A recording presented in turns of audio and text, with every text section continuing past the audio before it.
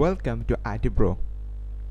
আপনারা কি কেউ এমন সমস্যা ফেস করছেন যে আসলে আপনারা অ্যান্ড্রয়েড স্টুডিওর যে নিজস্ব ইমুলেটর সিস্টেমটা রয়েছে সেটাকে ঠিকভাবে কাজে লাগাতে পারছেন না, বাট এমন কোনো সমস্যা আপনাদের সামনে ফেস হচ্ছে যেটা আসলে আপনি মনে করছেন যে আরও কোনো একটা এক্সটার্নাল ইমুলেটর পেলে ভালো হতো, বা আপনার প্রসেসর এএমডি আথেন সিরিজের বা এমন কোনো সিরিজের যেটা আসলে সাপোর্ট খাচ্ছে না, যে আসলে এক্সটার্নাল কোনো ইমুলেটর চালানো যাচ্ছে না, দেন এই ভিডিওটা শুধুমাত্র আপনার জন্য। অ্যান্ড্রয়েড স্টুডিওতে ঠিক কীভাবে আপনি এক্সটার্নাল ইমুলেটর ইউজ করবেন বা থার্ড পার্টি ইমুলেটর ইউজ করবেন যেটা আসলে দেখতে একদম মোবাইলের মতোই, এবং এক্সটার্নাল ইমুলেটরে ঠিক আপনার অ্যাপ্লিকেশন কীভাবে কাজ করে সেই বিষয় সম্পর্কে যদি আপনি অবগত হতে চান, তবে অবশ্যই আপনাকে এক্সটার্নাল ইমুলেটর সম্পর্কে অবশ্যই জানতে হবে, এবং কীভাবে আপনি সেটাকে অ্যান্ড্রয়েড স্টুডিওর সাথে লিঙ্কেজ করবেন বা লিঙ্ক করবেন সেটাও আসলে আপনাকে জানতে হবে। সুতরাং আমি এই ভিডিওতে দেখাতে চলেছি ঠিক কীভাবে নক্স প্লেয়ার নামের একটি থার্ড পার্টি এমুলেটর,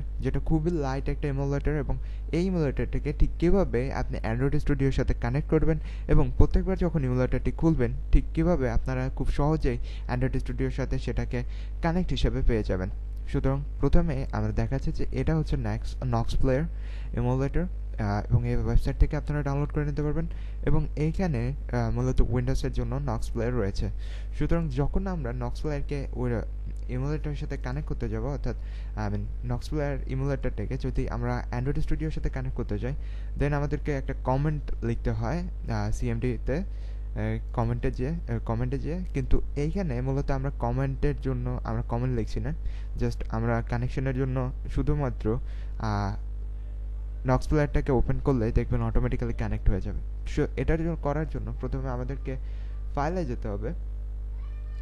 ওকে, এভিডি ম্যানেজার, এসডিকে ম্যানেজার, ওকে এসডিকে ম্যানেজারে চলে যাচ্ছি, এবং এইখান থেকে দেখতে পাচ্ছেন যে অ্যান্ড্রয়েড স্টুডিও এসডিকে রয়েছে হলো ডি লোকেশনে।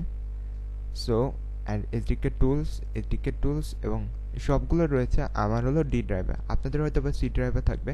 এইখান থেকে আপনারা লোকেশনটা জেনে নেবেন।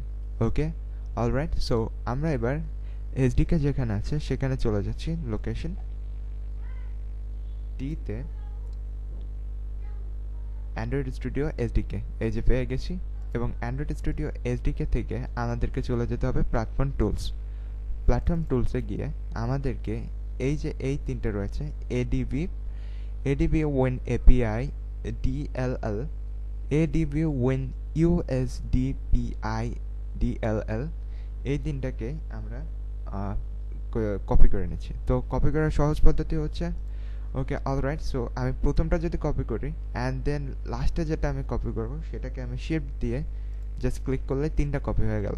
ওকে, কুইক টিপস অনেকে হয়তো বা জানতেন না, আবার অনেকেই জানতেন। সো এবার তিনটাকে কপি করার পরে left click, right click and okay copy from here, copy করে নিয়েছি, বা কন্ট্রোল সি দিয়ে আপনার এই তিনটাকে কপি করে নিতে পারতেন।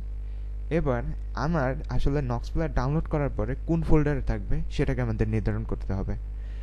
তো আমি যেহেতু ডি ড্রাইভে করেছি, সুতরাং মেবি এইখানে থাকার কথা। হ্যাঁ, ওকে, প্রোগ্রাম ফাইলস, নক্স, এখানে হয়েছে ডি ড্রাইভে নক্স প্লেয়ার, অ্যান্ড নক্সে যাওয়ার পরে বাইনারি ফাইলসে যেতে হবে। বাইনারি ফাইলসে গিয়ে আপনারা যে কোনো জায়গায় পেস্ট করে দেবেন, জাস্ট ওকে, যে কোনো জায়গায় আমি বাইনারি ফাইলসে গেলাম, জাস্ট এবার কন্ট্রোল ভি দিয়ে আপনারা পেস্ট করে দিতে পারবেন, রাইট ক্লিক করে আপনারা জাস্ট পেস্টে ক্লিক করে দেবেন, and okay, replace the file in the description. আমার যেহেতু অলরেডি পেস্ট করা রয়েছে আমি পেস্ট করলাম না, বাট আপনারা রিপ্লেস এখানে ক্লিক করে পেস্ট করে দেবেন। তো এবার দেখা যাক যে আসলে এটা কাজ করে কিনা। এই মুহূর্তে দেখতে পাচ্ছেন যে আমার একটা অ্যান্ড্রয়েড অ্যাপ্লিকেশন, আমি জাস্ট একটা বাটন দিয়েছি এবং একটা ইন্টারফেস তৈরি করেছে, এবং এখানে আমি কোনো ডিভাইস খুঁজে পাচ্ছি না।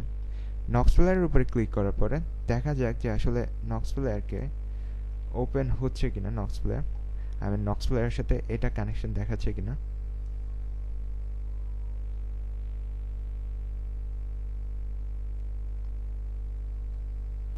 অ্যান্ড্রয়েড সিস্টেম রানিং,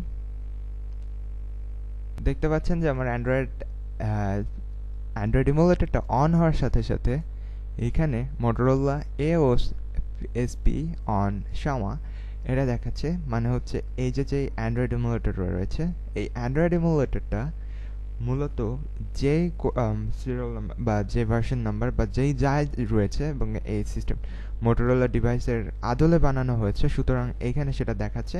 এবং যদি আমি এখান থেকে রান করি তবে খুব সহজেই এই ইমুলেটরে সহজে রান হয়ে যাবে। এবং থার্ড পার্টি ইমুলেটর ব্যবহার করার আরও একটা সুবিধা হচ্ছে এটা আপনার খুব সহজে রান হয়ে যায়। এবং আপনার যদি প্রসেসরের সমস্যা হয়ে থাকে, যদি এমডি প্রসেসর ইউজ করে থাকেন, তো সেই ক্ষেত্রে অনেক সময় আমাদের আসলে ভার্চুয়াল ডিভাইস অন করতে গিয়ে অনেক সমস্যা হয়। তো এই সমস্যাটা পেরোনোর জন্যই মূলত আলাদা ইউজ করা অনেক সুবিধাজনক। এই যে দেখতে পাচ্ছেন একটা বাটন রয়েছে, এখানেও বাটন রয়েছে। অ্যান্ড ওকে, অলরাইট, এটা অলরেডি সম্পন্ন হয়েছে। সুতরাং আমি যে প্রবলেমটা ফেস করেছিলাম, এইখান থেকে যদি এমইডি ম্যানেজারে যাই, ক্রিয়েট ভার্চুয়াল ডিভাইসে যদি যাই, দেন অলরেডি চুজন ক্রিয়েট করছি, নেক্সট। অ্যান্ড যদি আমি এখানে দেখি তবে এখানে দেখতে পাচ্ছেন যে your CPU does not support required features VTX or SVM. So এটার জন্যই মূলত আমাদের অ্যান্ড্রয়েড স্টুডিওতে যারা আসলে ফুল টাইম কাজ করেন তারা অবশ্যই এই ধরনের থার্ড পার্টি ইমুলেটর ইউজ করে থাকেন। যদি সিপিইউ তো আর বদলানো সম্ভব নয় সবসময়, সো এই ক্ষেত্রে থার্ড পার্টি ইমুলেটরটাকে ইউজ করা সব থেকে সুবিধাজনক। অ্যান্ড ট্রাবল শুট করার পরে আমি অনেকবার চেষ্টা করেছি, বাট হয় না। অ্যান্ড আমি বায়োসে গিয়েও প্রবলেমটা সলভ করার চেষ্টা করেছি, বাট বায়োসে গিয়েও আমি ভিটিএক্স অ্যান্ড এসবিএম এনেবল করে দেওয়ার পরেও হয়নি। কজ আমি জানি না সমস্যাটা কি, বাট আপনাদের যদি কারো জানা থাকে তবে অবশ্যই কমেন্টে জানাতে ভুলবেন না। তার আগে আমি দেখিয়ে দিচ্ছি যে আমার আসলে আমি কোন প্রসেসরটি ইউজ করছি, এবং প্রসেসরটি ইউজ করাটা দেখানোর জন্য ডিসপ্লে প্রপার্টিস, এবং এই মুহূর্তে আপনারা দেখতে পাচ্ছেন যে আমি AMD Atom 200GE with random VGA graphics 3.2 GHz bus স্পিডের র্যাম মানে প্রসেসর, বাট তবুও আমার হচ্ছে না। তো যাদের এই ধরনের প্রবলেম হচ্ছে তারা অবশ্যই এই নিয়মটা ফলো করে আপনারা অ্যান্ড্রয়েড স্টুডিও চালাতে পারবেন। সুতরাং যদি ভিডিওটা ভালো লেগে থাকে এবং যদি উপকৃত হয়ে থাকেন, অবশ্যই আমার চ্যানেলটিকে সাবস্ক্রাইব করতে ভুলবেন না, কারণ এই ধরনের টেকনোলজি রিলেটেড অসংখ্য ভিডিও আসতে চলেছে। এবং যে সিরিজটা থেকে আপনি এই মুহূর্তে ভিডিওটা দেখলেন সেটা হচ্ছে অ্যান্ড্রয়েড স্টুডিও বাংলা টিউটোরিয়ালের উপরে ভিডিওটা বানানো হয়েছিল, এবং এটা পুরো সিরিজটা রয়েছে আমার চ্যানেলে। এবং সেখান থেকে আপনারা খুব সহজেই প্লেলিস্ট থেকে দেখে নিতে পারেন যে অ্যান্ড্রয়েড স্টুডিওতে ঠিক কীভাবে আপনি কাজ করবেন, অ্যান্ড্রয়েড স্টুডিওতে আপনি কীভাবে ঠিক আপনার অ্যাপগুলো তৈরি করে প্লে স্টোরে পর্যন্ত পাবলিশ করে টাকা আর্ন করতে পারবেন, সেই সব বিষয়ে আমাদের মূলত পর্যায়ক্রমে ভিডিওগুলো রয়েছে, সেখান থেকে দেখে নিতে ভুলবেন না। এবং পরবর্তী ভিডিও পর্যন্ত ভালো থাকবেন। আল্লাহ হাফেজ, গুড বাই।